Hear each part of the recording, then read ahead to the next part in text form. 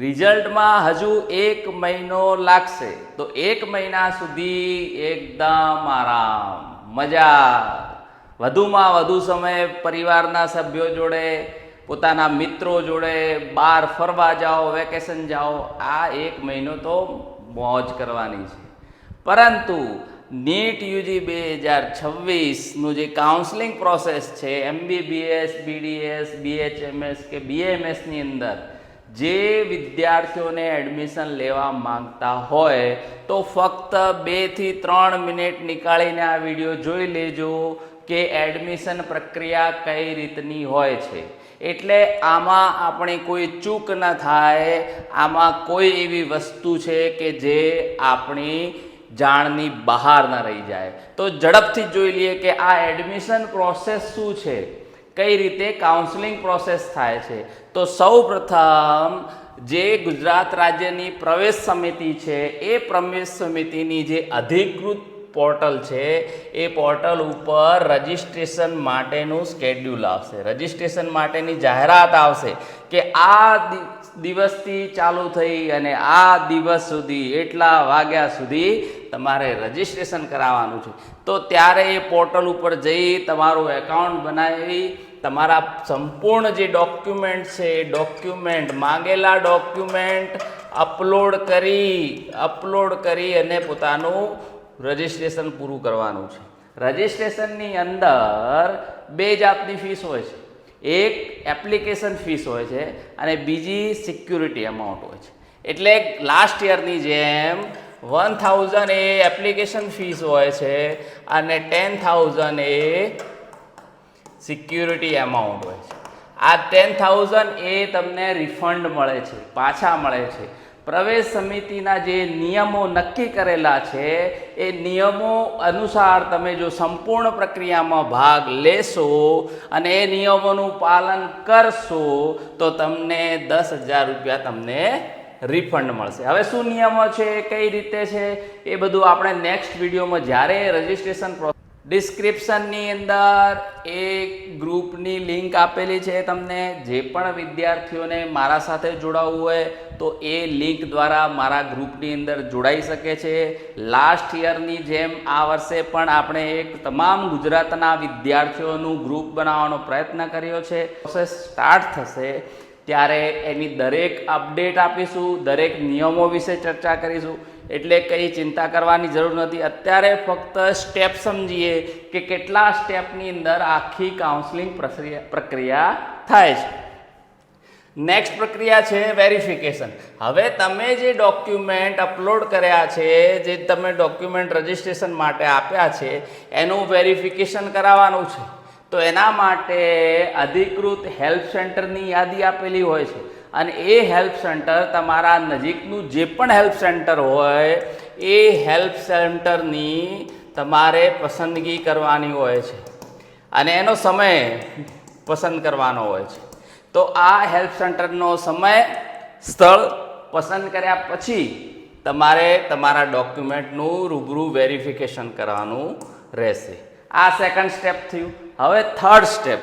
તો થર્ડ સ્ટેપમાં શું થશે કે જેટલા પણ તમામ ગુજરાતના વિદ્યાર્થીઓ જે છે એ રજિસ્ટ્રેશન નિયમ પ્રમાણે કરાયું અને એમનું વેરિફિકેશન એ નિયમ પ્રમાણે થઈ ગયું છે, તો એવા તમામ વિદ્યાર્થીઓનું એક મેરિટ લિસ્ટ તૈયાર થશે. સ્કોરના આધારે, કેટેગરીના આધારે, આ 2 વસ્તુ ઉપર એ તમામ ગુજરાતના વિદ્યાર્થીઓનું એક જનરલ મેરિટ લિસ્ટ તૈયાર થશે કે ફર્સ્ટ રેન્કથી લઈ અને લાસ્ટ રેન્ક સુધી તમામ વિદ્યાર્થીઓનું લિસ્ટ તૈયાર થશે. કેટેગરી મેરિટ લિસ્ટ તૈયાર થશે કે પર્ટિક્યુલર એક કેટેગરીના કેટલા વિદ્યાર્થીઓ છે અને એમનો શું રેન્ક છે, બીજી કેટેગરીના કેટલા વિદ્યાર્થીઓ છે એમનો શું રેન્ક છે, એમ તમને ગુજરાતનો મેરિટ રેન્ક મળશે. તો એ થર્ડ સ્ટેપ થયું. હવે એના પછીનું જે ચોથું સ્ટેપ છે એ ચોઇસ ફિલિંગ. એ સૌથી મહત્વનું સ્ટેપ છે. કઈ રીતે શું કરવાનું એ પછી જ્યારે ચાલુ થશે ત્યારે વિડીયોમાં આપણે સમજાવી લઈશું, એના વિશે ચર્ચા કરી લઈશું. તો એ મેરિટ લિસ્ટ આધારિત તમને રાઉન્ડ 1નું પહેલા રાઉન્ડનું ચોઇસ ફિલિંગ સ્ટાર્ટ થશે. તમારી ડ્રીમ કોલેજ હોય, પસંદગીની કોલેજ હોય, એનું એક લિસ્ટ બનાવવાનું છે અને અધિકૃત પોર્ટલમાં જઈ અને એ કોલેજના લિસ્ટ પ્રમાણે તમારે એને સિલેક્શન કરવાનું છે અને પોતાની ચોઇસ ફિલ કરીને ચોઇસ લોક કરવાની રહેશે. એના પછી શું થશે કે જેટલા વિદ્યાર્થીઓ વેરિફિકેશન મેરિટ લિસ્ટ પ્રમાણે ચોઇસ ફિલિંગ થઈ ગયું છે તો હવે એમને એલોટમેન્ટ આપવામાં આવશે. એમના રેન્ક, એમની કેટેગરી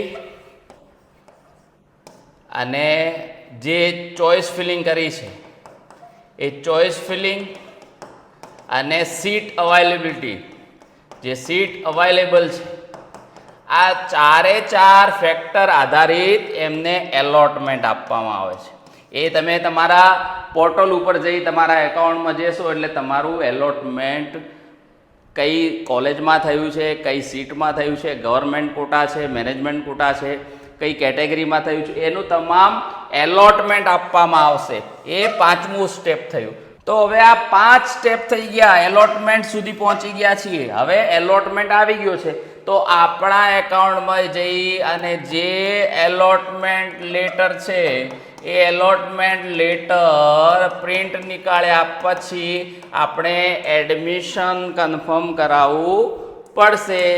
તો પ્રવેશ સમિતિના જે પણ નીતિ નિયમો આધારિત આપણે જે હેલ્પ સેન્ટર ઉપર ગયા હતા વેરિફિકેશન માટે, એ જ હેલ્પ સેન્ટર ઉપર જઈ અને આપણે જે કોલેજની અંદર જે કેટેગરીમાં એડમિશન મળ્યું છે એની ફીસ પે કરી, જે ટ્યુશન ફી નિર્ધારિત છે એલોટમેન્ટ લેટરની અંદર આપણે જાણવા મળશે કે કેટલી ફીસ ભરવાની છે, એ ફીસ ભરી અને બીજા ડોક્યુમેન્ટ જમા કરી અને તમારો પ્રોવિઝનલ એડમિશન લેટર તમને હેલ્પ સેન્ટરમાંથી મળશે. એટલે તમારે એડમિશન કન્ફર્મ કરાવવાનું રહેશે. હવે નેક્સ્ટ રાઉન્ડમાં આ ફર્સ્ટ રાઉન્ડ પત્યા પછી, પૂર્ણ થયા પછી એલોટેડ અને નોન એલોટેડ, એટલે જે વિદ્યાર્થીઓને સીટ મળી છે અને જે વિદ્યાર્થીઓને સીટ નથી મળી એ નીતિ નિયમ પ્રમાણે નેક્સ્ટ રાઉન્ડમાં અપગ્રેડેશન કરી શકે છે, અપગ્રેડ થઈ શકે છે અને નવી ચોઇસ ફિલિંગ સાથે જઈ શકે છે. હવે એના માટે અપગ્રેડના કયા નિયમ છે, એલોટેડ અને નોન એલોટેડ બંને વિદ્યાર્થીઓ કઈ રીતે અપગ્રેડ થઈ શકે છે, એના વિશે આપણે પાછળથી જ્યારે એનો સમય આવશે ત્યારે આપણે જાણવાનો પ્રયત્ન કરીશું અને સંપૂર્ણ દરેક સ્ટેપનું ડિટેલની અંદર આપણે વિડીયો બનાવીશું. પણ અત્યારના સમય પૂરતું આટલું નોલેજ તમારા માટે પર્યાપ્ત છે કે કાઉન્સેલિંગ પ્રોસેસની પ્રક્રિયા શું છે. તો સિમ્પલ આ 7 સ્ટેપની અંદર આ રજિસ્ટ્રેશનથી માંડી અને નેક્સ્ટ રાઉન્ડ સુધીનું જે આ સર્કલની અંદર એ રીતની પ્રોસેસ થવાની જ છે કે પહેલું રજિસ્ટ્રેશન થશે, વેરિફિકેશન થશે, મેરિટ લિસ્ટ આવશે, ચોઇસ ફિલિંગ થશે, એલોટમેન્ટ આવશે, એડમિશન કન્ફર્મ કરાવવાનું રહેશે અને પછી નેક્સ્ટ રાઉન્ડમાં અપગ્રેડ થવાનું છે. તો નીટ યુજી કાઉન્સેલિંગ 2026 ગુજરાતની તમામ પ્રક્રિયાઓ, તમામ પ્રોસેસને આપણે આ ચેનલ ઉપર ડિટેલમાં સહજ સરળ ભાષામાં જાણવાનો પ્રયત્ન કરીશું.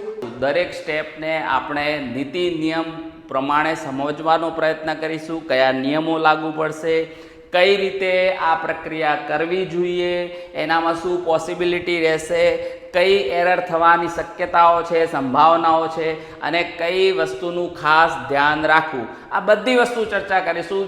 એના સમય પ્રમાણે જ્યારે એ વસ્તુનો સમય આવશે, જ્યારે જે પ્રોસેસ કરવાનો સમય આવશે ત્યારે આપણે દરેક વિડીયો અપલોડ કરીશું. એટલે આ ચેનલને તમે સબસ્ક્રાઈબ કરી નાખો અને તમારા મિત્રોને પણ, તમારા કલીગ્સ છે, જેમાં ફ્રેન્ડ્સ છે, બધાને કહો કે આ ચેનલના માધ્યમથી આપણે એકબીજાની સાથે જોડાઈ અને છેક હોસ્ટેલના રૂમ સુધી, હોસ્ટેલમાં કઈ વસ્તુની જરૂર પડશે એના સુધીની જવાબદારી મારી છે. હું તમને લિસ્ટ આપીશ. તો રજિસ્ટ્રેશનના ફોર્મથી લઈને હોસ્ટેલના ફોર્મ સુધી આપણે સૌ સાથે મળીને આ સફળતાની યાત્રા કરીએ.